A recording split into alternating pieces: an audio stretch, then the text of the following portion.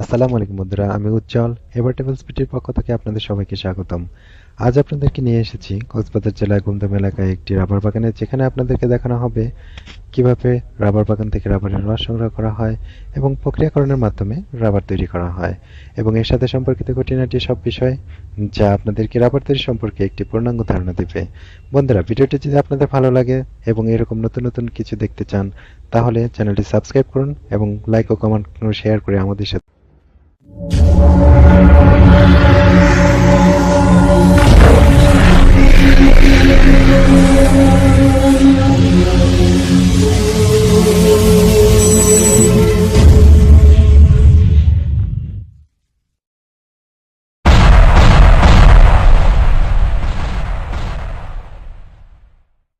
বন্ধুরা, এই হচ্ছে ইয়াহিয়া গার্ডেন, যা কক্সবাজার হতে টেকনাফ যাওয়ার পথে রাস্তার বাম পাশে গুমদুম এলাকা অবস্থিত। এই গুমদুম এলাকার এক বিশাল রাবার বাগান, আর সামনে যে দেখতে পাচ্ছেন যে গাছগুলো, এগুলোই হচ্ছে সেই রাবার গাছ, যার থেকে কেটে এই রসগুলো সংগ্রহ করা হয়।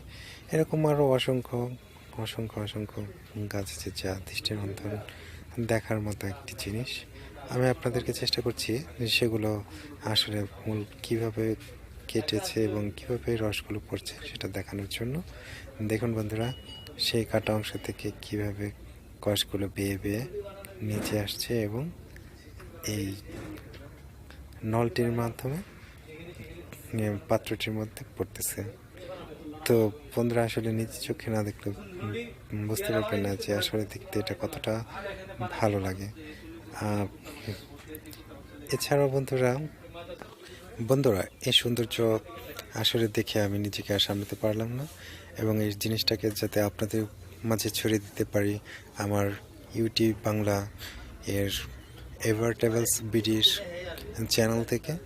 যে এই ইউটিউব বাংলা এমন একটি চ্যানেল যেখানে আমি চেষ্টা করি আপনাদেরকে নিত্য নতুন বিভিন্ন জায়গার বিভিন্ন বাস্তবিক ঘটনাগুলো তুলে দেওয়ার জন্য। এখানে আসলে কপিরাইট বলতে কোনো কিছু নেই। যেটা দেখতে পাচ্ছেন সেটা অরিজিনাল আমার নিজের তৈরি করা, যার সৌন্দর্য আমি নিজে দেখি এবং আমার যেটা মনে হয় যে না, এটা আপনাদেরও দেখানো উচিত।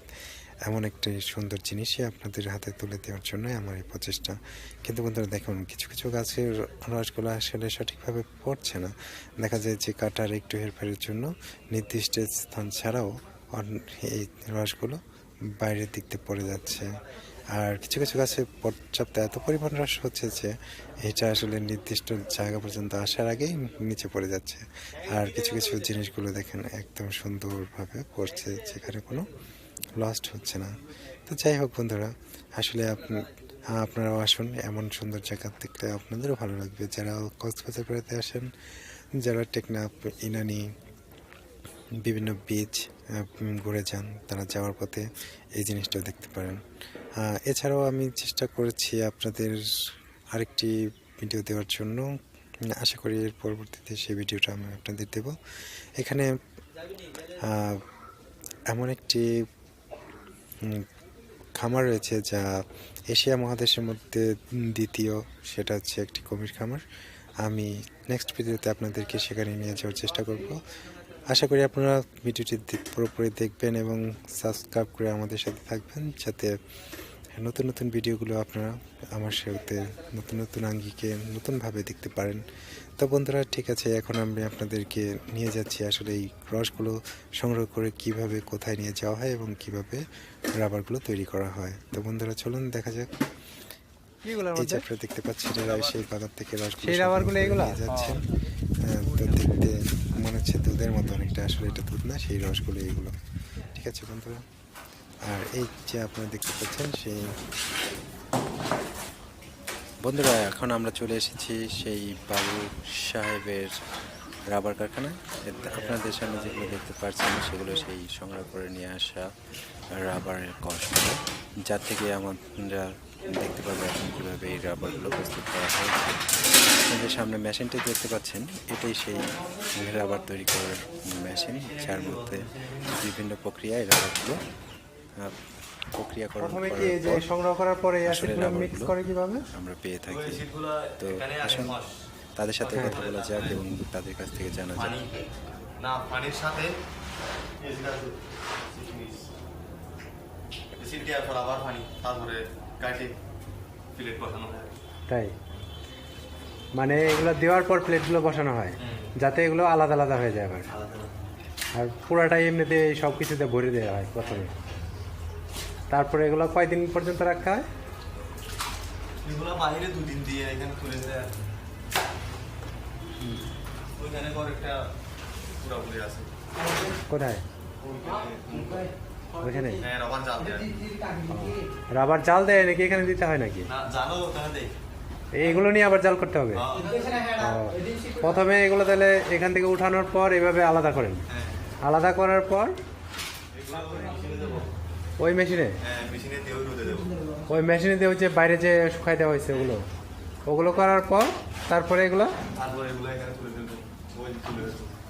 ও তারপরে এই যে উপরে যে এইভাবে সাজায় যেগুলো সাজায় রাখা আছে হ্যাঁ, ওগুলো এরকম ছিল, লাল হয়ে গেছে। এগুলো কি লাল হয়ে গেলে সমস্যা হবে না? না, লাল হয়ে গেলে তো ভালো হয়। ও, আবার ফাঁকছে আর কি, ফাঁকাই ফেলতেছি। এগুলো আরো লাভ হয়ে যাবে। তারপরে এই লাল হয়ে গেলে তারপরে কি করতে হবে এগুলো? ওই তারপরে নিজে পানি দেয়, দলা পাকাইয়া ওই বিদেশে চলে যাবে। কেন বাংলাদেশে এগুলোতে কোনো কাজ হয় না? না, সব বিদেশে নিয়ে যায়। এগুলোর দাম কেমন? কেজি 105 টাকায়। কেজি 105 টাকা। তা আপনাদের এগুলা কি লাভ কেমন হয়? এটা কি সরকারি না বেসরকারি? বেসরকারি। ও, একটা বাগান থেকে কি পরিমাণ প্রতিদিন হয়? হ্যাঁ, কি পরিমাণ হয় এগুলো সংগ্রহ? এখন তো লোক নাই। লোক থাকলে আরো বেশি হয়। হ্যাঁ, আর এখন এই একটাই করা হয় না? 10 জন 12 জন ছিল, এখন আসি আমরা 4 জন। তো কি এগুলো বিদেশিরা কিভাবে নেয় এখান থেকে, জানে কিভাবে যে এখানে গাড়ি করে নিয়ে যায়। আগেই কন্ট্যাক্ট থাকে, তাই তো? প্রথমে তাহলে কসগুলো সংগ্রহ করেন, তারপরে এগুলো এখানে দেন, তারপরে অ্যাসিড, তারপরে পানি, তারপরে আবার অ্যাসিড, তারপরে এগুলো কতক্ষণ রাখতে হয় এটার ভিতরে? ওই যে আবার কালকে তুলবো, আজকে যাইগুলো বসাবো, আবার কালকে এত সময়। মানে একদিন, মানে 24 ঘন্টা। হ্যাঁ, 24 ঘন্টা পর শুকায় এই অবস্থা করার পর মেশিনে মেশিনে দেন, এই এখনই দিয়ে দিবেন। হ্যাঁ, মেশিনে এখন দেওয়ার পর এগুলো ইয়ে করে রোদ্রে শুকাইতে হবে। রোদ্রে শুকায় আইনে আবার ওই উপরে দিয়ে রাখবেন। এই উপরে দেওয়ার পর কাজ শেষ। আস্তে আস্তে যখন লাল হয়ে যাবে তখন এরকম হয়ে যাবে, তারপর এগুলো প্যাকেট করে বিক্রি।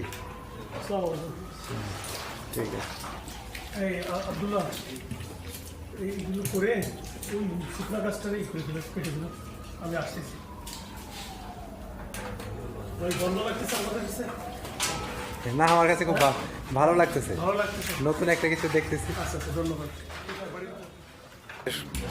সামনে যে রাবার শিটগুলো এখন দেখতে পাচ্ছেন যে উপরে ঝুলিয়ে দিচ্ছে, এগুলো গতকালই এখান থেকে প্রক্রিয়াজাত করে বাইরের থেকে শুকিয়ে আনা হয়েছে এবং বাইরের থেকে শুকিয়ে আনার কার্যক্রম শেষ হওয়ার পর রাবারগুলো আজ ওনারা এখানে শুকিয়ে দিচ্ছেন যাতে পানিগুলো সম্পূর্ণ ঝরে যায়। এবং এখান থেকে যখন পানিগুলো সম্পূর্ণ ঝরে যাবে এবং রাবারি কালার অনেকটা গাঢ় বাদামি বা লালচে হয়ে যাবে, তখন এগুলো এখানে কয়দিন থাকবে এরকম?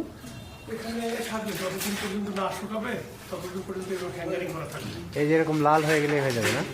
এটা কতটা লাল হলে এগুলা সংগ্রহ করেন? কতটা লাল বলতে ওর ভিতরে ধরলে আমরা বুঝতে পারি, এভাবে দেখলে হ্যাঁ, বোঝা যাবে যে ওর ভিতরে আর কোনো পানি নেই, শুকায় গেছে সব। তারপরে এগুলো আলাদা এখান থেকে তখন ওগুলো আবার এরপরে আরও কার্যক্রম আছে। ওই ঘরে আপনার ওই পাশে একটা ঘর আছে আমার, ওখানে স্মোকিং করা হয়। এভাবে হ্যাঙ্গারিং করে নিচে একটা বড় চুলা আছে দেখবেন এখানে, ওখানে লাকড়ি দেওয়া হয়। ওই লাকড়িতে আগুন দিয়ে হয়, আগুন থেকে ধোঁয়াটা ঘরের ভিতরে চলে যাওয়ার ব্যবস্থা করা আছে। ওখানে যে পুরো ঘরটা আপনার কখনো 24 ঘন্টা, কখনো 36 ঘন্টা দিতে হয়। তাই দেওয়ার পরে সম্পূর্ণ পানি যেটা শুকানোর পরও থেকে গেল, ওই স্মোকিং করার পানিটা থাকে না, পরিপূর্ণ কিওর হয়ে যায়। এটা 24 ঘন্টা দেওয়ার পর একদম ফ্রেশ হয়ে যায়, একদম ফ্রেশ হয়ে গেল। তখন ওইটা এটা আমরা সেল করি প্যাকেট করে সেল করবেন। এটা কিভাবে সেল হয়? কেজি হিসাব। কেজি হিসাব। এই মনে করেন আপনার কত করে কেজি? না, এটা আর দুঃখের কথা বলেন না, আমরা 320 টাকা পর্যন্ত উঠিয়ে সেল করছি। মহারাজ এখন সেল করতে 100 টাকা, 110 টাকা। এত কমে যাওয়ার কারণ কি? এই যে আপনার ভিয়েতনাম থেকে প্রচুর পরিমাণে রাবার ইম্পোর্ট হচ্ছে, তাহলে আপনাদের দেশীয় রাবারগুলো কারা নিচ্ছে এখন? না জি, এই রাবার মানে প্রোডাক্টটা কে নিচ্ছে এখন? এটা যারা ফ্যাক্টরি আছে রাবারজাত পণ্য যারা সামগ্রী যারা উৎপাদন করে তারা নেই। না আপনাদেরগুলো এখন কে নিচ্ছে তাহলে? আমাদেরগুলো নেই ব্যবসায়ীরা। ব্যবসায়ীদের থেকে রাবার ব্যবসা যারা করে তারা আমাদের থেকে নেয়, আর ওই ব্যবসায়ীদের থেকে যারা ফ্যাক্টরি মালিক এরা সংগ্রহ করে। সিস্টেমটা লই করে। আমরা সরাসরি ফ্যাক্টরিতে যাইতে পারি না, আমাদের থেকে ব্যবসায়ীরা নেই, ব্যবসায়ীর থেকে ওরা নেই, ওইভাবে কন্ট্যাক্ট। যাক, কিন্তু দেশে এরকম এত সুন্দর একটা প্রযুক্তি থাকা সত্ত্বেও এটার উন্নয়ন নাই কেন? উন্নয়ন নাই মনে করেন, সরকার থেকে আমরা সেই ধরনের কোনো সহযোগিতা পাই না। তারপরে এই যে রাবার ইম্পোর্ট করতে নামে মাত্র ভ্যাট ট্যাক্স, যার ধরুন মুক্তবাজার অর্থনীতি, ও বেশি যে যার দরকার হচ্ছে বেশি সে বেশি নিয়ে আসতেছে, এনে নিজে ব্যবহার করতেছে, সেল করতেছে। আর ওখানে রাবারের অনেক অ্যাডভান্স আমাদের থেকে, মানে গুণগত মানও ভালো। গুণগত মানব।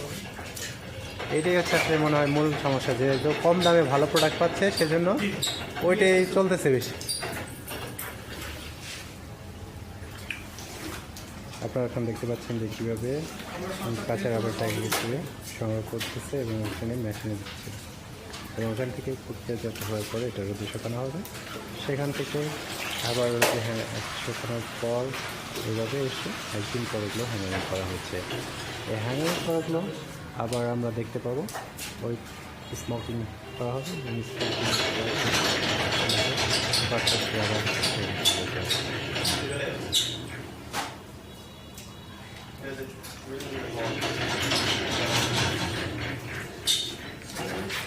দিয়ে তারপরে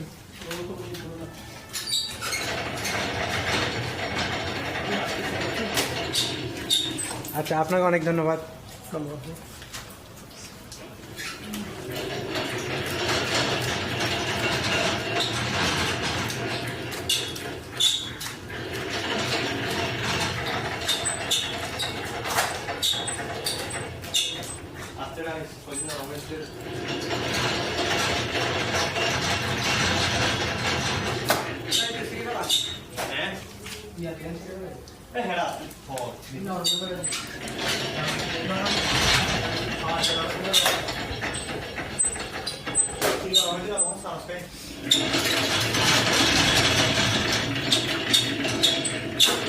দেখতে পাচ্ছেন কীভাবে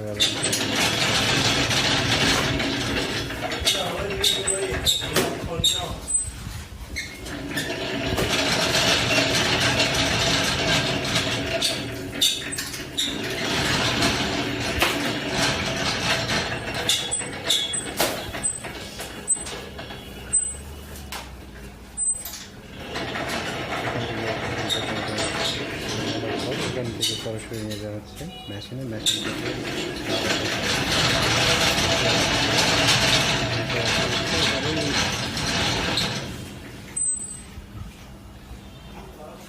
এটা রাখার পর এখান থেকে এইগুলোকেই রোদে শুকানো হবে।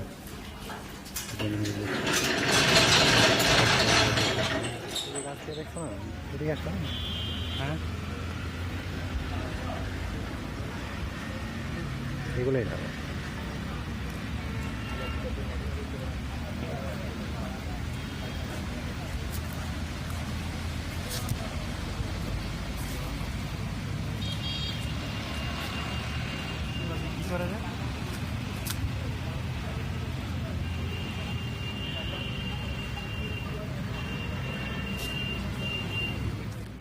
এই তো ওইখান থেকে মেশিনে প্রক্রিয়াজাত করার পর এগুলো নিয়ে এসে ঠিক এইভাবে রোদ্রে শুকানো হচ্ছে। রোদ্রে শুকানোর পর এগুলোকে আবার স্মোকিং করা হবে। আমরা আপনাদেরকে এখন এইখান থেকে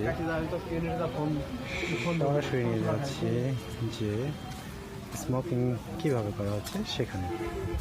এই যে আমার ডান পাশে দেখতে পাচ্ছেন একটা চুল্লি, এটাই হচ্ছে স্মোক দেওয়ার জন্য চুল্লি, ঠিক আছে? এইটাই সেই চুল্লি যেখানে লাকড়ি বা অন্যান্য কিছু, বিশেষ করে লাকড়ি ব্যবহার করা হয়। এখানে লাকড়ির মাধ্যমে এখানে আগুন দেওয়া হয় এবং আগুন দেওয়ার পর সেই আগুন পর্যায়ক্রমে এই যে আমার পাশে একটি ঘর দেখতে পাচ্ছেন, সেই ঘরে ভেতরে সেই চামড়াগুলো রোদে শুকানোর পর যে মানে চামড়াগুলো অবশিষ্ট থাকে এই ঘরের ভিতরে সিল করা হয়েছে। সিল করে এইভাবে পাওয়া দেওয়া হয় এবং 24 থেকে 36 ঘন্টা পর সেটা বের করে প্রক্রিয়াজাত এবং বাজারজাত করার জন্য সম্পূর্ণ প্রস্তুত হয়ে যায়। তো বন্ধুরা, ধন্যবাদ আপনাদেরকে এমন একটি জিনিস দেওয়ার জন্য যা আমি ইতিপূর্বে কখনো দেখিনি, এই প্রথম দেখেছি এবং আপনাদের জন্য সেটাকে শ্যুট করলাম এবং আপনাদের মাঝে জিনিসটাকে জানানোর জন্যই আমার এই চেষ্টা। আশা করি ভালো লাগবে। ভালো লাগলে অবশ্যই লাইক এবং শেয়ার করবেন। তো ধন্যবাদ।